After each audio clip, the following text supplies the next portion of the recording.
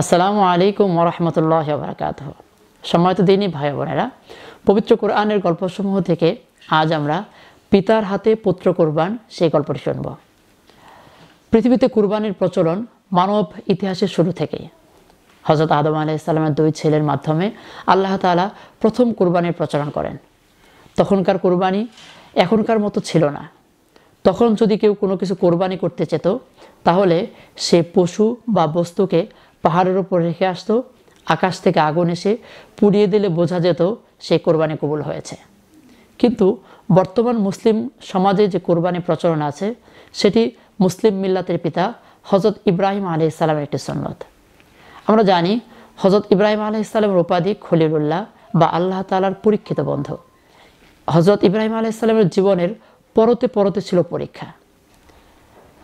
হযরত ইব্রাহিম আলাইহিস সালাম যখন তার শিশুপুত্র ইসমাইল এবং বিবি হাজেরাকে মক্কার সেই ধুধু মরুভূমির জনবসতিহীন প্রান্তরে রেখে আসেন, তারপর সেই জায়গায় আল্লাহ তাআলা জমজম কুবের উৎপত্তি করেন, সেই জায়গায় আস্তে জনবসতি শুরু হয়। তখন ইব্রাহিম আলাইহিস সালাম শাম থেকে মাঝে মাঝে গিয়ে শিশু ইসমাইলকে দেখে আসেন। ইব্রাহিম আলাইহিস সালামের ভালোবাসা ইসমাইলের প্রতি আবার বৃদ্ধি পেতে থাকে। শুরু হয় আবার পরীক্ষা। ইসমাইল আলাইহিস সালামের বয়স যখন আস্তে আস্তে বাড়তে লাগলো, এমনকি ইব্রাহিম আলাইহিস সালামের সাথে চলাফেরা এবং খেলাধুলা করার উপযোগী বয়সে যখন পৌঁছলেন, তখন আবার আল্লাহ তাআলার পরীক্ষা শুরু হয়ে গেল।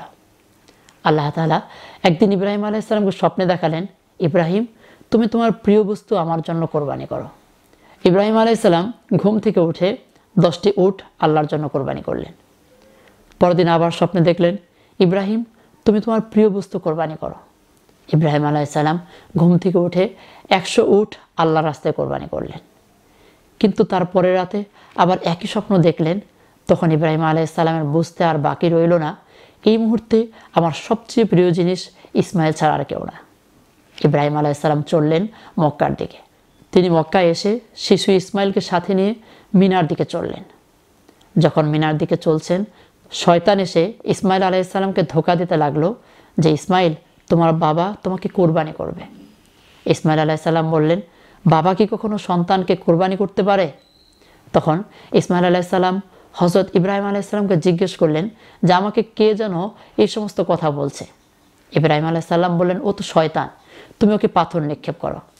শিশু ইসমাইল 3 জায়গায় শয়তানকে পাথর নিক্ষেপ করেছিলেন, যা আজও হাজীদের জন্য অনুকরণীয়। অবশেষে মিনায় পৌঁছার পর ইব্রাহিম আলাইহিস সালাম শিশু ইসমাইল আলাইহিস সালামকে বলছেন, বাবা, আমি স্বপ্নে দেখছি আমি তোমাকে কোরবানি করছি। দেখেন, ইসমাইল আলাইহিস সালাম তিনিও তো আল্লাহর নবী হবেন। তিনি জানেন নবীদের স্বপ্নও আল্লাহর ওহী। তিনি বললেন, বাবা, আপনি যে স্বপ্ন দেখেছেন এটি আল্লাহ তাআলার ওহী, সুতরাং আপনি আপনার স্বপ্ন বাস্তবায়ন করুন।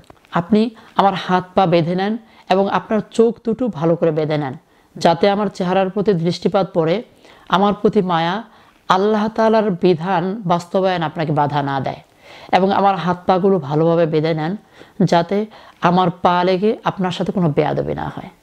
ইব্রাহিম আলাইহিস সালাম যখন ইসমাইল আলাইহিস সালামের হাত পা বেঁধে নিজের চোখ বেঁধে জবাই করতে উদ্যত হয়েছেন, তখন আল্লাহ তাআলা উপর থেকে ডাক দিলেন, কদ সাদ্দাকতার রুইয়া, হে ইব্রাহিম, তুমি তোমার স্বপ্নকে বাস্তবায়ন করে ফেলেছ। আল্লাহ তাআলা জান্নাত থেকে একটি দুম্বা পাঠিয়ে দিলেন। ইসমাইল আলাইহিস সালামের পরিবর্তে সেই দুম্বাকে কোরবানি করা হলো। পৃথিবীতে এই আমাদের যে কোরবানি, সেই কোরবানির প্রচলন শুরু হয়ে গেল। আল্লাহ তাআলা এই ঘটনা সূরা সাফফাতের 100 থেকে 109 নম্বর আয়াতে বর্ণনা করেছেন।